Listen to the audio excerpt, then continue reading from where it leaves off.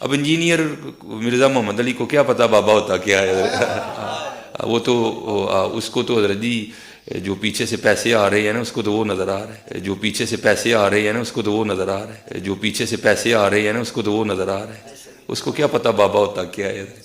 بابا اپنے زمانے میں ایک زمانہ ہوتا ہے، بابا اپنے جہاں میں ایک جہاں ہوتا ہے، اس کا وکری ایک جہاں ہوتا ہے۔ تو وہ اہل سنت میں سے لوگوں کو خریدتے ہیں جنہوں نے لبادہ اہل سنت کا پہنا ہوا ہوتا ہے، اور حقیقت میں وہ رافضیت کے گندے نطفے ہوتے ہیں، جس کی بہت ساری مثالیں ہمارے سامنے موجود ہیں۔ اسحاق جھال والا مردود اسی قسم کے انسانوں میں سے تھا، انجینئر مرزا مردود اسی قسم کے انسانوں میں سے ہے۔ رافضیت کے پیسوں پہ پلنے والا، ایران کے ٹکڑوں پہ پلنے والا یہ جانور، رافضیت کے پیسوں پہ پلنے والا، ایران کے ٹکڑوں پہ پلنے والا یہ جانور، رافضیت کے پیسوں پہ پلنے والا، ایران کے ٹکڑوں پہ پلنے والا یہ جانور صحابہ کے بارے میں اپنی زبان گندی دراز کرتا ہے، اور حقیقت میں اس کا من پلیت ہے، اس کے ماننے والے اس سے بڑے پلیت ہیں۔ پانچواں پوائنٹ، ہم نے کوئی چندہ بک نہیں بنائی۔ سب سے بڑا مسئلہ یہ ہے، میرے اس وقت بھی آفیشل یوٹیوب چینل کی کمائی آلموسٹ 1 کروڑ کے قریب بن جائے اگر میں ویڈیو ایڈز کے اوپر اسے مونیٹائز کروں، اور اگر میں کانٹینٹ آئی ڈی لے لوں تو جتنے میرے نام کے اوپر چینل بنے ہوئے ہیں ان ساروں کی کمائی میرے اکاؤنٹ میں آنا شروع ہو جائے گی، یعنی وہ اپلوڈ سٹوڈنٹس کر رہے ہوں گے، کمائی مجھے مل رہی ہوگی۔ تو آپ ذرا اندازہ کریں، میں تو روزانہ کوئی 100-150 مولوی خرید سکتا ہوں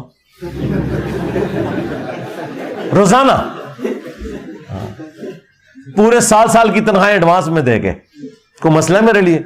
لیکن ہم نے یہ کام نہیں کیا، اور اس لیے نہیں کیا کہ ہم قرآن و سنت کی تعلیمات میں اسے حرام سمجھتے ہیں۔ حالانکہ یہ میں کسی سے چندہ نہ مانگ رہا ہوتا، اگر میرے چینل کی کمائی ہے میں لے رہا ہوں تو میں کسی سے تو چندہ نہیں مانگ رہا، یہ تو سائیڈ بینیفٹ ہے۔ میرا چندہ تب ہوتا نا جس طرح اس وقت بڑے انٹرنیشنل سپیکرز ہیں، ان کی ویڈیوز اگر آپ نے لینی ہو تو ویڈیوز خریدنی پڑتی ہیں آپ کو، ویب سائٹ سے بھی ڈاؤن لوڈ کرنی ہو نا تو وہ ڈالرز دینے پڑتے ہیں آپ کو سال کے۔ میں نام نہیں لیتا، پھر وہ لوگ برا مان جائیں گے۔ ہم نے دنیا کی جتنی حدیث کی کتابیں اس وقت تک اردو میں ٹرانسلیٹ ہو چکی تھی، آلموسٹ ساری بڑی وہ فری رکھ دی ہوئی ہیں ان کے پی ڈی ایف اپنی ویب سائٹ کے اوپر۔ میرے سارے کی ساری ویڈیوز فریلی اویلیبل ہیں، ڈاؤن لوڈ کر سکتے ہیں۔ لہذا میں ایسے تو نہیں، یہ تو سائیڈ بینیفٹ تھا کہ میں ویڈیو ایڈز چلا کے تو کمائی کر لیتا، ویڈیو ایڈز نہیں چلائے، صرف امیجز تک اس کو رکھا، کمپرومائز کیا، اس وجہ سے کہ اللہ کو کیا جواب دیں گے کہ ہم دین کے نام کے اوپر جو ہے وہ غیر شرعی فعال کر رہے ہیں۔ تو یہ ایک بہت بڑی خوبی تھی، چندہ بک بھی نہیں بنائی، اور جو اپنی خود محنت کی کمائی تھی وہ بھی نہیں لی، صرف اس وجہ سے کہ شریعت کی حد نہ ٹوٹے۔ اب مجھے بتائیں، یہی چند چیزیں ہوتی ہیں جس سے آپ لوگوں کو جج کرتے ہیں کہ وہ اس سسٹم سے کیا بینیفٹ حاصل کر رہا ہے، تو ہم اس سسٹم کے بینیفیشری ہے ہی نہیں ہے۔ اس لیے میں کہتا ہوں کہ میرے ساتھ اگر کسی کو آپ نے کمپیئر کرنا ہے نا کہ جی فلاں بھی بندہ دین کا کام کر رہا ہے، تو وہ میرے والی خوبیاں بتانی ہیں آپ نے۔ پہلی جو یہ خوبی ہے نا چندے والی، اس میں سارے فیل ہو جائیں گے، کوئی ایک بندہ نہیں آپ بتا سکتے جو چندہ نہ لیتا ہو۔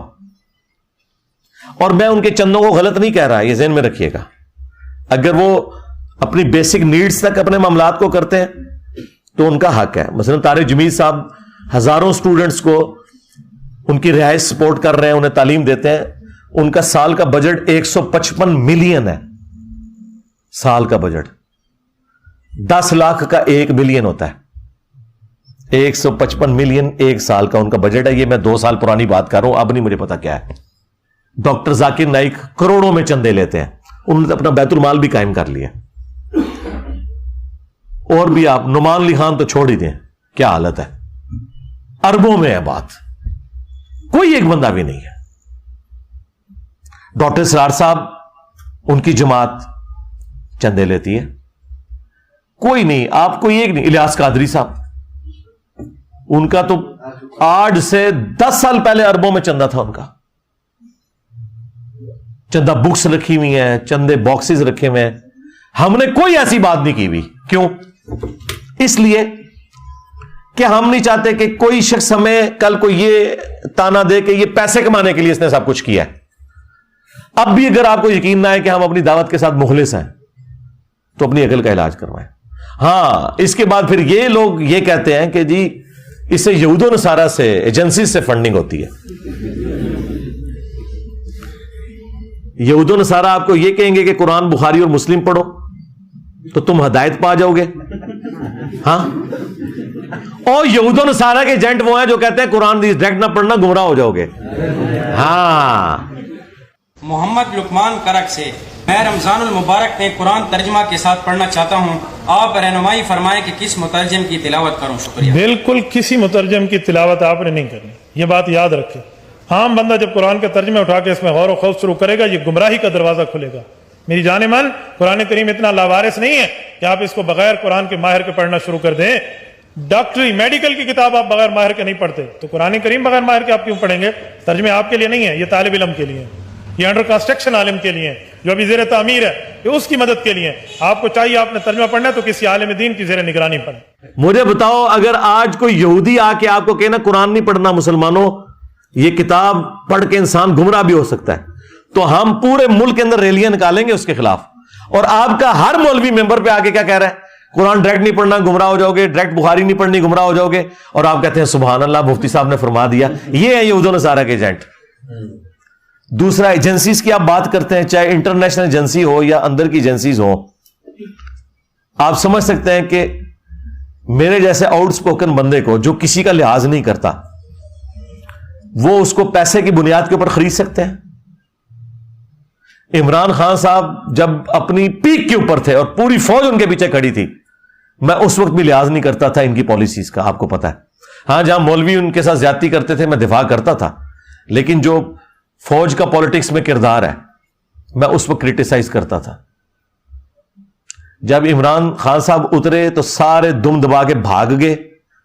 ان کے اوپر جب برا وقت آیا تو جو ان کے ساتھ زیادتی ہو رہی تھی یا ان کے ساتھیوں کے ساتھ جو جرم کیا وہ تو الگ بات، اس کو تو کورٹ میں دیکھنے کی ضرورت ہے. تو میں نے آواز بلند کی. آج کسی کی جرت ہے کہ 2 جملے بول دے؟ کدھر ہے طارق جمیل صاحب؟ 9 مئی کے بعد کسی کی جرت ہوئی ہے کہ بولے؟ لیکن میں نے جتنی حق بات تھی وہ دھڑلے سے اسی رات لائیو سیشن میں کی اور بڑوں تک پہنچائی. وہ اس بات کا ثبوت تھی کہ ہمیں کوئی آر نہیں سچائی بیان کرنے میں. ٹھیک ہے، ابھی تو کئی باتیں یار میں اس کو کیمرے میں کرنا نہیں چاہتا ورنہ اور مسئلے کھڑے ہو جائیں گے. تو کسی کی جرت نہیں کہ ایسا کوئی معاملہ کرے. 1 روپے کے کسی کے روادار نہیں ہے.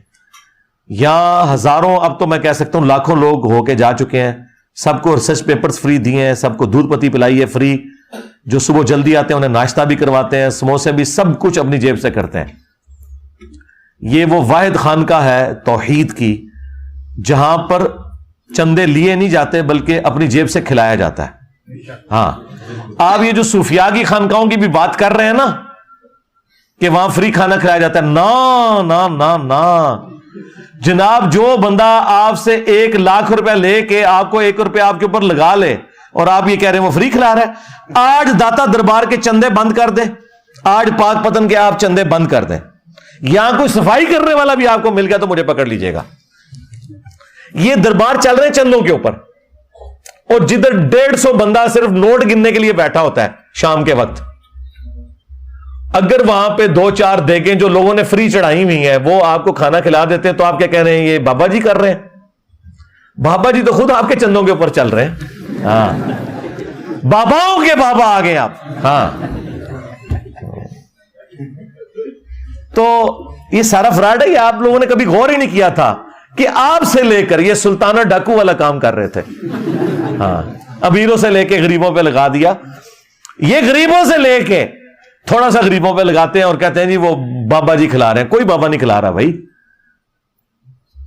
کسی نے کوئی محنت نہیں کی ہے. پرانے بھی اسی طرح ہی کرتے تھے، حکمرانوں کے تحائف لیتے تھے، ان کے بینیفیشری ہوتے تھے. آپ کو یہ سارے مغل بادشاہ بھی دیکھیں سارے مزاروں پہ بیٹھے ہوئے نظر آئیں گے. تو یہ سارے اس سسٹم سے کھاتے پیتے تھے. تو یہ بات بھی الحمدللہ ہمارے ہاں آپ کو کوئی چندہ بک نہیں، کوئی مدرسہ نہیں، کوئی فرقہ نہیں، سب کے پیچھے نمازیں پڑھنی. تو اب تو کوئی آپ کہہ ہی نہیں سکتے کوئی اس سسٹم سے ہم نے کوئی بینیفٹ حاصل کیا ہے. میرے دوستوں نے یہ ویڈیو مکمل دیکھ لی، تو کیسی لگی آپ کو ویڈیو؟ امید کرتا ہوں کہ آپ کو اچھی ویڈیو لگی ہوگی. آپ کے علم میں اضافہ ہوا کہ نہیں ہوا، آپ ہمیں کمنٹس کر کے بتائیے گا. اور ایسی اچھی ویڈیو دیکھنے کے لیے ہمارے چینل کو سبسکرائب کیجیے گا. اوکے، اللہ حافظ.